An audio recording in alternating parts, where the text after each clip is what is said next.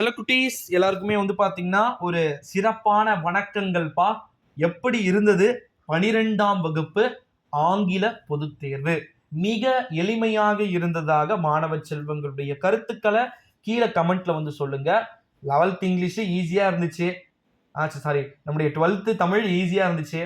11th Tamil ரொம்ப படுமோசமா கேட்டிருந்தாங்க. So அதனால 12th இங்கிலீஷ் ஸ்டூடெண்ட்ஸ் எப்படி எழுதுனீங்கன்னு சொல்லுங்க. அதுக்கு ஏத்த மாதிரி தான் 11th இங்கிலீஷ் அமையும் அப்படின்னு சொல்லிட்டு எதிர்பார்க்கலாம்.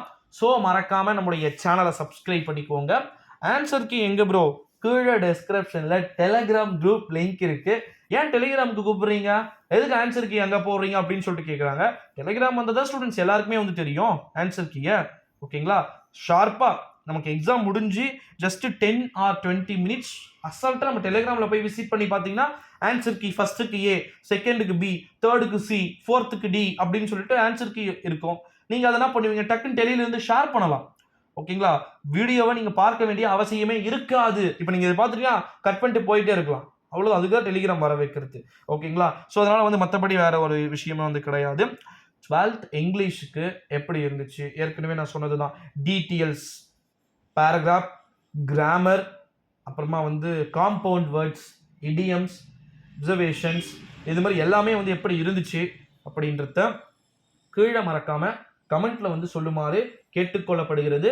ஸோ அடுத்ததான் இன்னொரு ஒரு இம்பார்ட்டண்ட்டான ஒரு நியூஸ் என்ன அப்படின்னா, நெக்ஸ்ட் அடுத்தது 12th computer science computer application நினைக்கிறேன். ஸோ அதையும் நான் கண்டிப்பாக அப்டேட் பண்ணுறேன். ஓகேங்களா? 8ஆம் தேதி தானே, 6 இருக்கு, 7 இருக்கு. ஸோ அதனால பெருசாக வரி பண்ணிக்காதீங்க. ஸோ அதுக்கானதை நான் கண்டிப்பாக அப்டேட் பண்ணுறேன். 12th ஸ்டாண்டர்டை பொறுத்த வரைக்கும் ஒட்டு மொத்தமாக இங்கிலீஷுக்கு public exam very very easy method அப்படின்றது தான் நமக்கு கிடைத்திருக்கக்கூடிய முதற்கட்ட தகவலா பாத்தீங்கன்னா இருக்கு. ஸோ உங்களுக்கு எப்படி இருந்துச்சுன்றது கீழே கமெண்ட்ல சொல்லுங்க செல்லக்குட்டி. இன்னொரு ஒரு இம்பார்ட்டன்டான ஒரு நியூஸ், டைம் எப்படி இருந்துச்சு? டைம் மேனேஜ்மெண்ட் ஆச்சா? ஏன்னா ரொம்ப ரொம்ப எல்லா ஸ்டூடெண்ட்ஸுமே சொல்ல விஷயம் என்னன்னா, டைம் பத்தல அப்படின்னு தமிழுக்கு சொன்னீங்களே லாஸ்ட் எக்ஸாமுக்கு. ஸோ இங்கிலீஷ்க்கு எப்படி இருந்துச்சு அப்படின்றத மறக்காம சொல்லுமாறும் கேட்டுக்கொள்ளப்படுகிறது நண்பர்களே. நம்முடைய தமிழகத்துல நிச்சயமா பல்வேறு விதமான மாற்றங்கள் அப்படின்றது இருக்கு.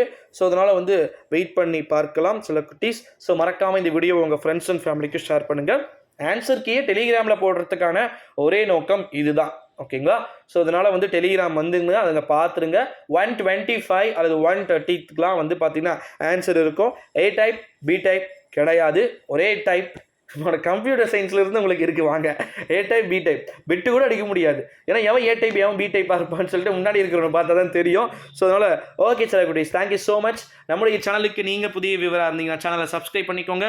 நெக்ஸ்ட் அடுத்தடுத்த வீடியோவில் பார்க்கலாம். நன்றி, வணக்கம்.